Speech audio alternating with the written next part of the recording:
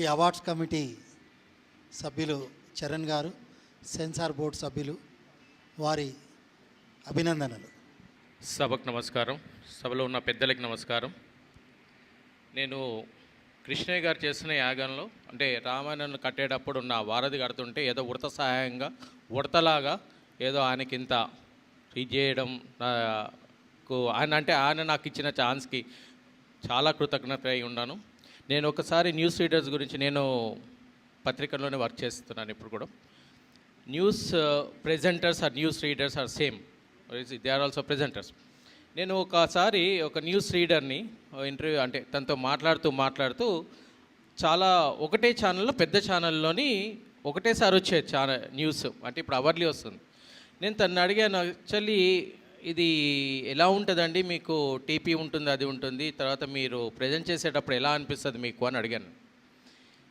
నేను news present చేస్తున్న half an hour 200 మంది పనిచేసే పనిని నేను ఎగ్జిక్యూట్ చేస్తున్నాను.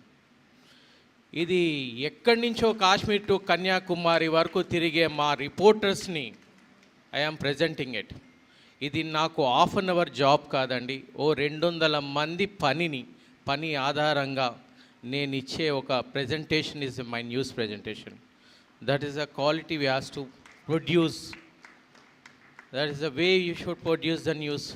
News is at every time is a new. అంటే మీరు రిపీటెడ్గా కొన్ని చదువుతాము, కానీ చూసే వాళ్ళం మేమందరము న్యూస్ని ఒక యాంగ్జైటీతోని ఏం జరుగుతుంది అనే ఒక తపనతోని న్యూస్ని చూస్తాం. మేము ప్రతిసారి ఓ యాంగ్జైటీ ఉంటుంది మాలో, ప్రతిసారి ఒక కొత్తది ఏమన్నా తెలుస్తుందేమో అని అనిపిస్తుంది.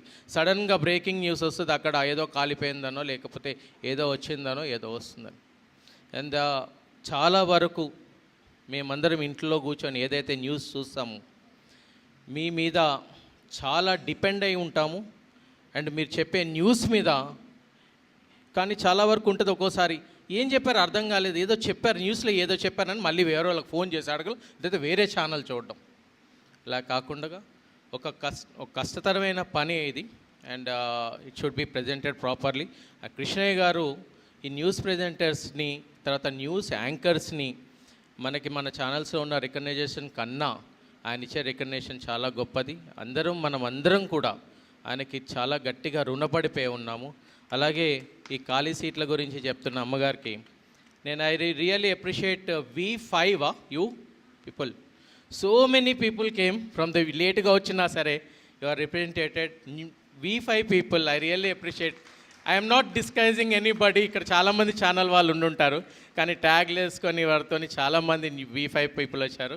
అలాగే నెక్స్ట్ వచ్చే ప్రోగ్రామ్స్లో ఇదే విధంగా ప్రతి ఛానల్ నుంచి వాళ్ళని ఎంకరేజ్ చేస్తూ చాలామంది మీ వాళ్ళు రావాలని మనస్ఫూర్తిగా కోరుకుంటున్నాను. Thank you so much sir. Parthiv గారు మిమ్మల్ని చూస్తే చాలా సంతోషం అనిపిస్తుంది నాకు.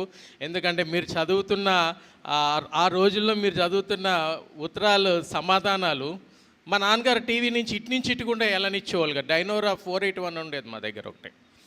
ఆయన చదువుతుంటే ఇటు నుంచి వెళ్ళడానికి కూడా కాసేపు ఆగు అనేవాళ్ళు అనమాట. చాలా సంతోషం sir. Thank you so much.